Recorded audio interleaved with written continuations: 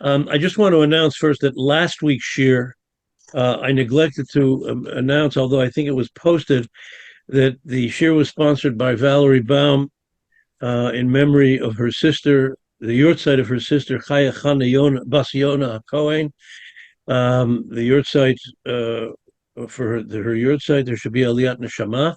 And I want to announce that today's shir is being sponsored by Bracha Goldman in memory of Mackie Goldman Zal, her husband, Mackie Mordechai Feivish Rafael ben Reb Aryeh Tzvi HaKohen Goldman Zal on the 6th yurtzeit, which is Yud Gimel Kislev. There should be Aliyat Neshama, and our learning should be in the schus of an Aliyas Neshama for him.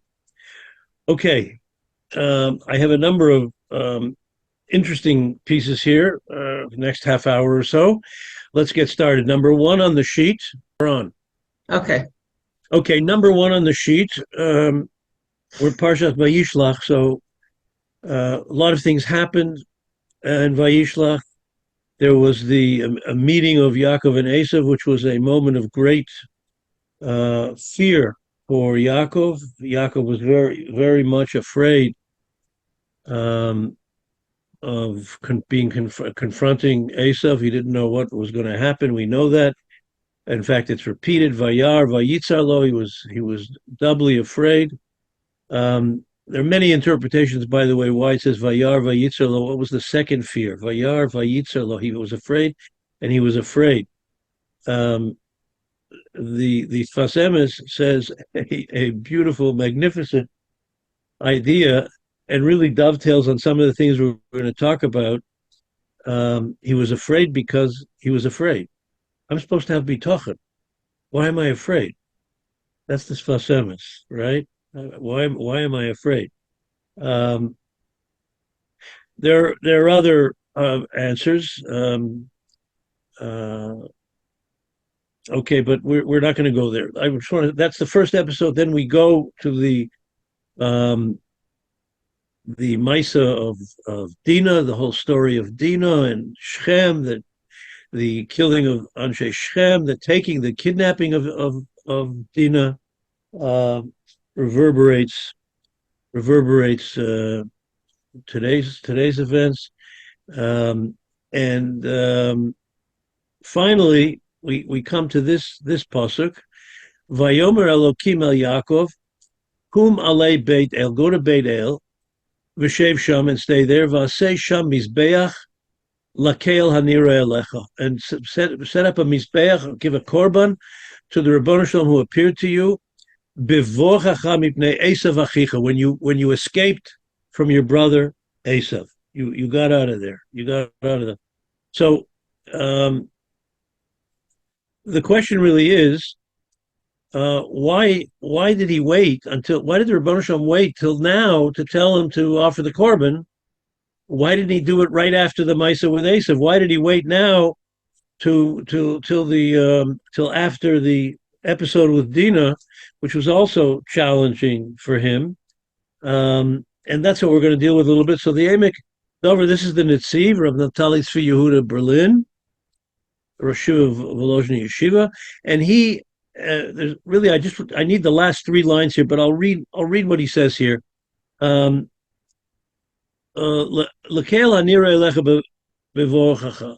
This is, you're going to set up an offering korban to the God, right, to the Rebbeinu Shalom. Vayisa based tzara, you were in an ace tzara, you were in a time of tzara, of crisis. V'ispalalta al ha'asid, and you davened for the future. Kein tasa ata, that's what I want you to do now. V'chein asa Yaakov, that's what Yaakov did. Lo hisdares b'veit el lahakim nidro lahatziv matzeva achar ma'isbech. He didn't put up a matzeva at that point. Ad asher avru yemei habechia al devor v'rivka. He waited because another tragic episodes in the Parsha is the death of his mother, of Rivka, the death of Devorah, right? and the burial of the kfura of Devorah and Rivka. Then the Rebbe says, Yaakov Matseva, Shehu Aneder, Ela She'asa Kedvar Hashem, he did what Hashem told him, Shev Sham. Now, so what did he do? Only after all of these events, okay? Only after all of these events, after the meeting with Esau, after the events of Dinah and Shem, after the burial of Rivka and Devorah. Now, Mikan Yesh, so he tells him to make a mizbeach and offer a korban. So what's the lesson here that Netziv says? It says something very, very important. Mikan Yesh Lomod, Shemisha Iralot Sarah, V'nimlot, that if someone is confronted by a tzara, by a tragedy, and he escapes, he is saved, mimena from it. V'nitzrach lahavi toda, he has to bring a thanksgiving offering, a korban toda. O levorach hagomel, that's what we do today. Is we without the Beis Hamikdash, we bench gomel, right? We say a special bracha. We're all familiar with that. Instead of giving a korban toda, va'ad shelo higia lezeh iralo tzara acheret. But maybe something else will happen, right?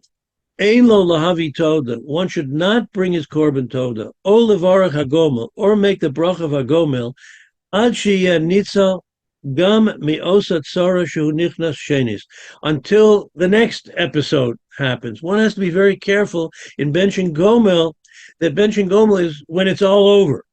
That's the idea of thanking the Rebbeinu Shalom benching gomel. We can do other things until then, but the actual bracha has to be, or the korban has to be given only when, for example, someone has a very serious operation, lo aleinu, and the operation is a success, but that's not a time to bench gomel. One should wait for the recovery period and then bench gomel, right? That's the lesson that he is teaching us, and it's based on many other comments. This Netziv, there's actually a Brisker Rav. The Brisker Rav darshans the pasuk, "Va'ani bechastecha batachti."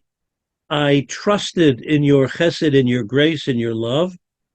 Ashira lashem ki gomal alai. Ani bechastecha batachti. I'm confident that everything is going to go good. But Ashira lashem, the song, the bracha, ki gomal alai, when everything is completed, when the chesed is completed.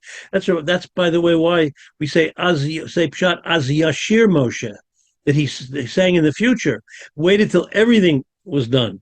Now, in number 3, interesting comment of Rav Elyashiv in his commentary on the Gemara in Rosh Hashanah Daf Lamed Beis, where he brings this idea in. And the Gemara, the title of this is Tam She'ein Omrim Halal B'Rosh Hashanah. We don't say Halal on Rosh Hashanah Yom Kippur, right? Why not? So the Gemara says, Efshar Melech Yoshev Al Kisei Din. The Rebbeinu Shalom is sitting in judgment, and we should sing songs, say Hallel. That's the time to do tshuva. But he's asking a question now. Rabbi Elyashiv is asking a question, because on Rosh Hashanah there is a dialectic. On the one hand, we're very serious, we do tshuva, but the halacha is the ochlin v'shosin usmechin b'Rosh Hashanah. We go home, we eat a suda, we're besimcha. We eat, we make kiddush, laharot shesmuchim ubetuchim, that we have bitachon, we have trust in the Rebbeinu Shalom that our din will be favorable. So why not say Hallel? So he points out, yesh lomar b'zeh al pi ma dematu mishmei hagrach. I want to say something based on what Reb Chaim Soloveitchik said, which is really, I quoted you from his son. This is just from Reb Chaim Mibrisk. Bebir mashenemar va'ani bechastecha batachti, on this pasuk. I trusted in your love. Yagel libi b'shuasecha. Yagel libi b'shuasecha. Ashira lashem ki gamal alai. The end of the pasuk is Ashira lashem ki gamal alai, when it's all over, right? I have confidence. I rejoice. I'm besimcha. I have confidence things are going to go well. But the end of the pasuk, only until the end of the pasuk. So it's stages. First there's the bitochen. I'm boteich in him, and then Ashir el Hashem ki gamalai. Then I'll say the bracha. Kishasomchim ubatuchim b'Yeshuat Hashem. When we're sure that we've gotten to that point, the end game. Mikol mokom adayin ein omrim shira ela acharei shenasit hayeshua. We don't sing shira. We don't sing until the Yeshua, the salvation, is over. The b'shah sheboteach bechesed Hashem. At the time when we're trusting in Hashem and we're davening in Him, we're demonstrating our trust that things are going to be good. Nemar, it says, Yagel libi b'Yeshuatecha. I am confident. My heart is confident and joyous in the coming salvation. Va'ashir el Hashem, but I sing rak acharei ki gamal alai, only after it's all over, right? And that's why Yaakov was commanded by the Ribono Shel Olam to establish the korban, to offer the sacrifice, only after all of the events in the parsha. V'hashta asi shapir. Now it's very good. She'ein omrim halal b'Rosh Hashanah. So we had a question. Rosh Hashanah is a dialectic. It's about tshuva. It's serious, but also we go home. We yisuda. We're besimcha. No. But this is a separate din. This is an idea in Hallel, in the actual mitzvah of saying Hallel. Notwithstanding the fact that we have bitachon, we trust that the Ribono Shel Olam is going to send the Yeshua, right? We still don't say the bracha until it is all over, right? Now, I want to point out, it's interesting that you see here, he has in parentheses, Ayin Shalah Kodesh Parshas B'Shalach. If you look in the Shalah Kodesh and Parshas B'Shalach, he talks about this. Now, I didn't put this on the sheet, but what the Shalah says, Shalah disagrees. The Shalah says we make the bracha at the time of it's about tzaddikim, omrim, tira, al ha bitachon, right? So this is really a machlokes between Kabbalah and halacha, Hasidim and Misnagdim, Kabbalah and halacha. According to halacha, we wait till the end. There is a shita, and that the shita of Kabbalah that the Shalah brings, that we can even make the bracha at the time of the bitachon, even before it's over. Okay. The main thing is everybody agrees that we continue davening and hoping, and just to make some comments about what we're going through right now. We're familiar today with the awful tragedy in Yerushalayim. A number of people were killed at the entrance coming into Yerushalayim. Every one of them were kedoshim. As it happens, one of the victims was a very well-known dayan Wasserman, who was on his way to the Beit Din in Ashdod. One of the senior dayanim of the Beit Din Hagadol of Yerushalayim. Very tragic. For all of them was really a tragedy. There are a number of dangers that we run into spiritually here. When the tragedies keep increasing, it kind of the Yetzer Hara, the human nature is to be hardened. Oh, somebody else, it's terrible, but we begin to be hardened, in fact, it's a very interesting idea about the Haggadah Shel Pesach. And I remember, like yesterday, it was actually in 1967, 54 years ago, that I was sitting and having breakfast with Rav Sholem Gold Zatzal in the yeshiva dining room. And he asked a question. It was before Pesach. And he asked a question, why is the Haggadah, a question that you must have heard many times, there's a whole sefer of Shmos. Why is the Haggadah based on one almost obscure pasuk of Arami Oved Avi, right? Why that one pasuk, one person's death? However you want to learn Arami Oved Avi, it's translated, understood many different ways, but we focus on Yaakov. We focus on one tragedy. So he said that a person, when one person suffers a tragedy, you hear about it, it hits us. But when you start hearing about 600,000 Jews and whatever, we get a little hardened. It's human nature. It's wrong. Of course, it's wrong, and we have to work. It's part of the avodat hayom today for us to not fall into that trap, right?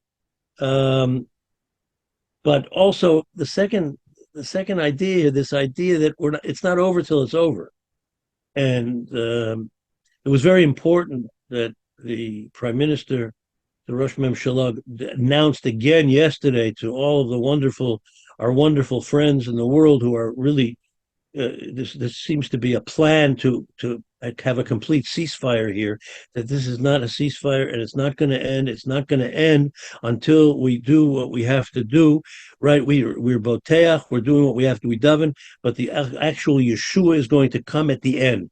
Okay, the idea here of the Birchat HaGomer. Okay, the next piece, number 4, is a beautiful piece from Rav Moshe Feinstein, and he asks a question, Vayishlach Yaakov Malachim. So everybody knows Rashi, the famous Rashi, right? Malachim Mamish, that he sent real Malachim, right? Hine b'Malachim sheshalach Yaakov yesh trei lishne. The Medrash says there's 2 opinions. One is Chad Malachim Mamish, that they were real angels. V'chad Shluchim, right? They were not angels; they were regular messengers that he sent. But we seem to go on the fact that they were angels that were sent, right? The lechur tamua. Why eich yishlach malachim mamish shudavar nisi? Why would Yaakov send angels, which is a miraculous thing? Sheyachol lishloach shluchim pshutim below nes. We're not supposed to rely on a miracle.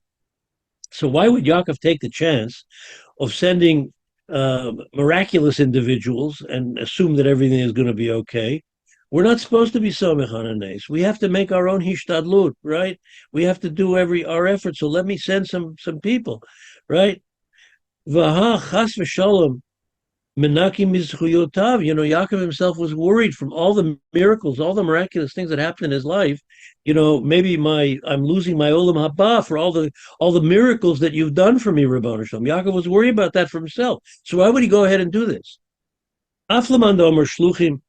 Even according to the opinion, the regular messengers, tamu ksat, my time and nakat b'loshen malachim. Even if you want to say they were regular people, he said, why use the term malachim?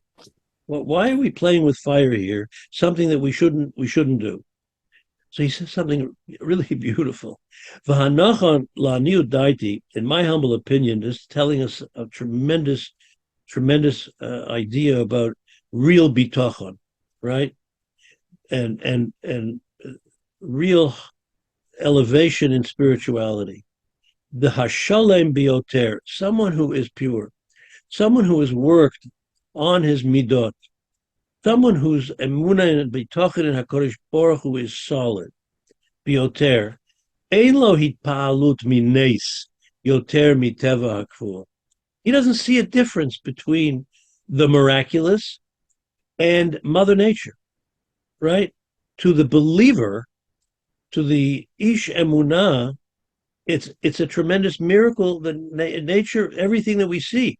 Rav Hutner once said, I know many simple people who came to me many times that actual miracles happened to them, and they were in such a high from that. But the truth is, everything is a miracle. The birth of a baby is a miracle. Everything, right? Something that is so obvious to us in this faith community of ma'aminim b'nei ma'aminim. There's no difference between a miracle, a real miracle, a nes, and Mother Nature, and Teva, right? It's all miraculous. We see the Yad Hashem in everything. Now we're talking about Yaakov. Kevan shegam hateva hakavua yedua shehu nivra mihabore. Since we know that nature is created by the Ribono Shel Olam, yesh me'ayin, right, out of nothing. Vaday ein lecha nes gadol yoter mizeh. There's no bigger miracle than the creation of the world and everything that he created in this physical world.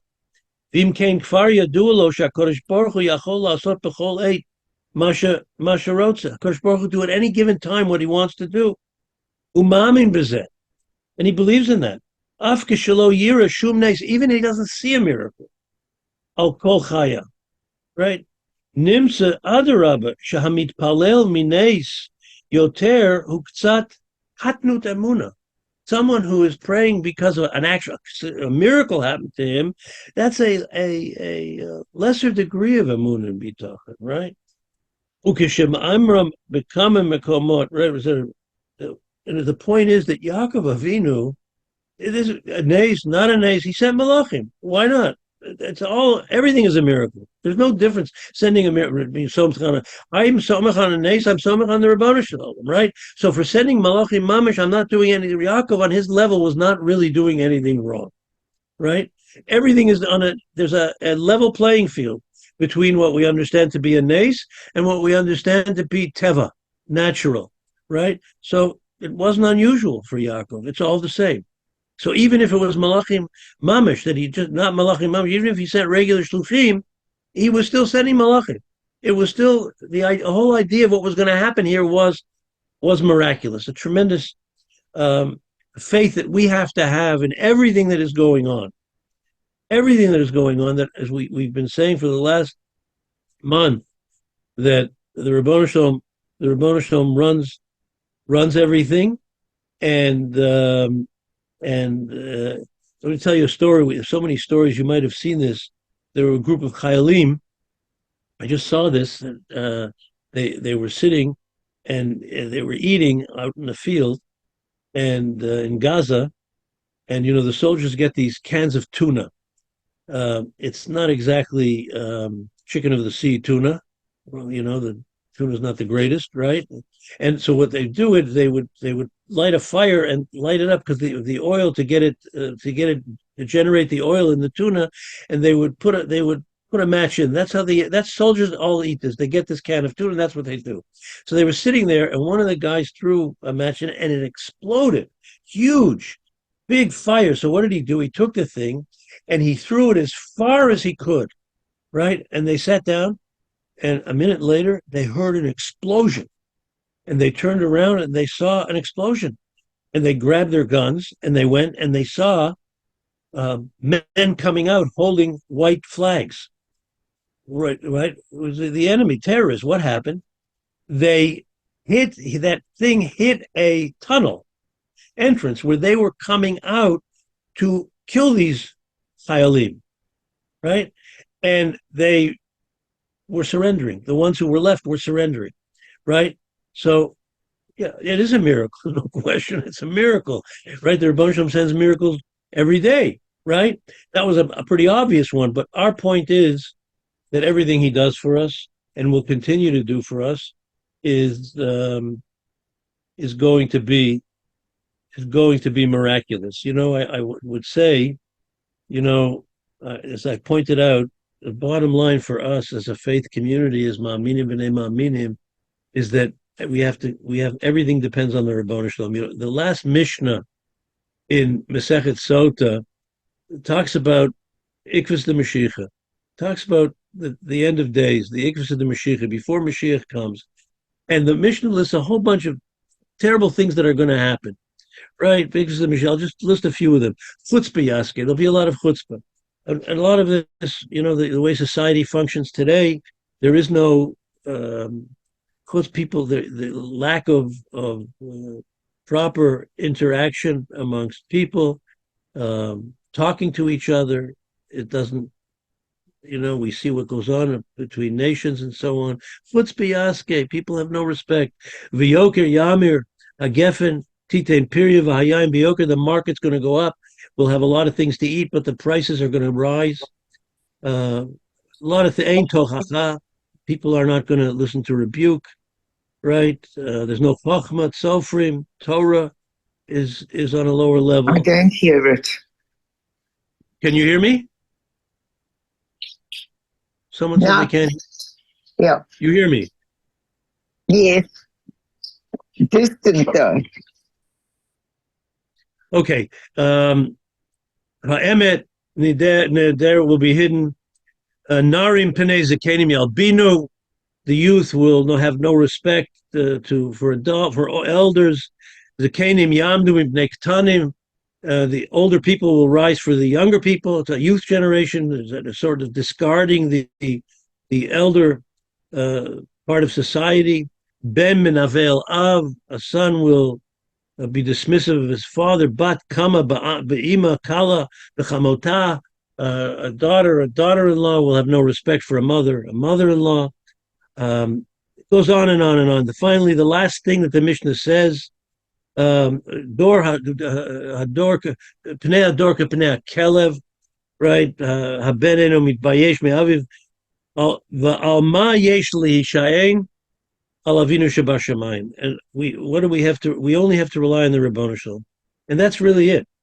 All of the political theories, everything that's happening, we don't know what's going to be. We have no idea what's going to be. We have to rely on the Ribono Shel Olam. However, that's the bottom line, and that's what we have to strengthen ourselves to do. But there's another interpretation to this, and that's from Rav Chaim Volozhin, who we quoted earlier. And he says this a little differently, that this is one of the lists. This is the last item on the list. There'll be chutzpah, there'll be no respect for mother, for father, for authority. Torah will be on the decline. And the final thing is, everyone will say, we have to rely on the Ribono Shel Olam. Ein lanu lishayin ela al avinu shebashamayim. Let's rely on our Father in heaven. So to use that as a okay, I'll rely on the Ribono Shel Olam. That's not the way it works. To understand that everything depends on the Ribono Shel Olam, and we have to deal with it. In other words, he tells us what we have to do, right? And he'll do what he has to do, but we have to do what we have to do. Okay, let me go to the final piece on the next page. And this is from Rav Mordechai Druk, who was a famous Maggid in Yerushalayim. And he's going to bring, first of all, Rabbeinu Bachai, who was a Rishon. With the confrontation with Yaakov and Esav, he tries to impress Esav. He sends all the animals, the flock, and so on. His Vayihili Shor v'Chamor, son ve'Eved v'Shivcha. I have oxen, I have donkeys, I have cattle, donkeys, I have sheep. Ve'Eved v'Shivcha, I have servants. Ve'esh lecha lahagid Adoni limtsoa chen beinechi. He instructs his messengers, go and tell this to Esav, my brother. This is what I have. I'm sending to you. It's a whole. That's what he's going to see all this coming, and he's going to ask them, what is this? And they're going to tell him this is Yaakov's wealth, the shore, the chamor, the son, right? The cattle, the donkeys, and the son, the sheep. Now, here's Rabbeinu Bechaya. Yaakov sholeach lelavan. Vahili Shor v'Chamor, etc. Rabbeinu Bechaya katav v'haya lichtov roi sheyakdim hatzon. Whenever the Torah mentions these three kinds of animals, kikein derech haktuvim lahakdiman. Generally, tzon comes first, right? The goats, the sheep come before the chamorim and the cattle. Mipnei shehu hamin hanichbad v'hanivchar mikol habehemot. Because the sheep is the most nivchar of the animals. Shekain katuv ba'Avram, for example. Avram heitiv ba'avodah vayihilo tzon u'bakar. Avram became wealthy. He had son and bakar, right? He had sheep and he had cattle. Gam b'Yitzchak vayihilo mikneh tzon u'mikneh bakar va'avodah rabbah. He had son and he had bakar, right? Gam b'Yakov, right? Vayihilo tzon rabot. He had a lot of sheep, enormous amount of sheep, ushfachot v'avadim, and servants, ugmalim, and camels v'chamorim. Min hatzon kodem l'kol ha'beimot. So the son was mentioned first.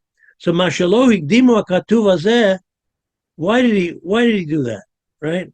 Why did he? That's the answers here. Rabbeinu Bechai says a very nice answer. Remember. Shelo Ratzah liftoach lo betzon. Why didn't he want to open up his message to Esav when he was going to see him now? Lefisha al yedei hatzon nitrokein Esav min habrachot. It was because of the sheep the goats, right? The seh, that whole episode where Rivka had him go out and find two rams, two lambs, the shech for Yaakov, that he got the Bechorah and took the Bechorah away from Esav. He didn't want to remind Esav of that moment. He didn't want to bring it up. He didn't want it to give over to. He wanted to create a positive milieu, an environment when he came to face with Esav, right? Rabbeinu Bechaya, the next paragraph from Va'er Madua, Ta'asher Shalach Yaakov LaEsav, Lo Amar Lo B'tchila Shesh Lo Tzon. He didn't tell him, I have tzon, I have, right? Harei tzon hu mikne chashuv, right? Kimo she'amru Chazal, shenikreit ashtarot, right? They're called ashtarot. The word of flocks is ashtarot, from the word shema'ashirot et ba'aleh, and they make a person wealthy, right? Ela shelo ratzah Yaakov la'orer et chamato shel Esav. He didn't want to get his goat, so to speak, if we can say, get his goat and get his anger going. V'hizkir tzon, to mention tzon. Shal yedei hatzon nilkechu mimenu habrachot. It was through tzon that he took away the brachas. Al yedei shnei gediyei izim she'asta Rivka b'tamim liyaseh, which Rivka asked him to bring in. She made for his fall, for Yitzchak. However, Rav Druk has another approach. Im kain yesh li tmoa. I have a problem with this. There's a big problem. If you go further in the Parsha, Madua ka'asher Yaakov sholeach le'esav et hamincha, when he sent the gifts to him, that's how he first told him how he's coming. So this is the presentation of the camp of the army and the camp of Yaakov coming. But when he talked about the gifts that he gave him later in the Parsha, Usam mirosh hamishlachat et ha'izim, he mentioned the izim first. He mentioned the ashtarot, the tzon, the goats, the sheep, right, the rams. Lamalo lihit garot be'esav. So here it would seem that at this point he's going to anger Esav. Why would he do it? According to the Rabbeinu Bechaya, what changed? This is something beautiful. Mivarim Rabotenu, I'll tell you what. Lifnei sheYaakov Avinu hitpalel. There was something, lifnei atfila, what happened in between, right? Before he davened, lifnei atfila, hu pachad lihitgarot Esav. He didn't want to anger and Esav. Ach acharei atfila, after he davened, Yaakov Avinu batuach v'samoch v'koach atfila. Yaakov Avinu was so at peace with himself. Because why? Because of his bitochen emunah b'Hashem, his trust in tefillah, the power of tefillah, right? Ve'eno mityareh lasim et ha'izim barosh. Because of the davening, right? He was not afraid to put the tzon first. Ki etzel ha'avod ha'kdoshim acharei tefillah, for our avod after tefillah, after davening, heim ra'u ha'davar ki'ilu kfar nasa. It was a done deal. When they daven, it's going to happen. It's a done deal. What I'm asking for, the Rebbeinu Shalom is going to do it. Yaakov Avinu ra'et nitzchuno al Esav. He saw his conquering, his victory over Esav. Kedavar baruch. It was a done deal. Umamela lo pachad milasim et ha'izim berosh. Power of tefillah. And he gives just two more examples here, and then we'll close. Yosef hayelo ben acher. Right? Kiyotze bezanu lamdi midivrei hachizkuni. The Chizkuni points out, one of the Rishonim, shevi al pasuk asher yulad lo bepadan aram. Right? When Yosef was born, Pasuk says that he was born in Padan Aram. Right? This is in our Parsha. V'hari Binyamin, but it's talking about Binyamin, right? The second son to Rachel. V'hari Binyamin lo nolad bepadan Aram. He wasn't born in Padan Aram. El Hachikama. Why does it say he was born in Padan Aram? He wasn't born in Padan Aram. Asher yulad lo al pi hatfila shenitpa'ala Rachel bepadan Aram. She davened for a child in Padan Aram. Sha'amra Yosefli ben, Acher, please give me another child. This was in Padan Aram where she said, Yosifli ben Acher. Umitoch kach mal alav akosov ki'ilu nolad b'Padan Aram. So it's as if he was born in Padan Aram. Binyama was born in Padan Aram. Because the tefillah was, at that point, it was a done deal. Eitzel ha'imahot hakdoshat, by our imahot, by Rachel, kasher him hitpalu, him chashu v'yedu b'birur hitfilatam titkayem. They knew with a clarity that their tefillah would come to fruition. L'chein nechshav ki'ilu Binyamin nolad bePadan Aram, as if he was born in Padan Aram. Zui kocha shel tefillah is the power of tefillah. Final example. By Moshe Rabbeinu, not in our Parsha, but eventually, right? The famous story that he sat on a stone. Moshe, he sat on a stone, and while the Jews were fighting Amalek, Zui Hasiba Sha'amru, the Mishnah says, Haroeh Makom Shenasu Nes. There's a halacha. If you are at a place where an actual miracle took place, Nasabo Nisim Yisrael, a place where a miracle took place for Klal Yisrael, Omer Baruch She'asad Nisim Lavotena, there's a special bracha. Blessed is the Rabbanu Shalom who performed miracles for our forefathers b'makom hazeh, in this place. By the way, there is a halacha in the same siman in Shulchan Aruch that a person had a miracle in his own life. When he goes there, he should make a bracha, right? Uba Rav Kegon, the example that the Bartanura says on this Mishnah, be Arvot Yamsuf, right? If you see Yamsuf, Gachal Yarno, and other places, Mavrot Yarden, the crossing of the Yarden, and Evan Sheyashav Aleh Moshe. If you see the stone, we don't know which one it is, but if you would know what stone Moshe was sitting on when he davened and prepared and we were successful in the war with Amalek, right? Kisha'asa milchama b'Amalek, when we were fighting with Amalek. So Evan Sheyashav Aleh Moshe, v'chisham nasa nes, is that where the miracle took place?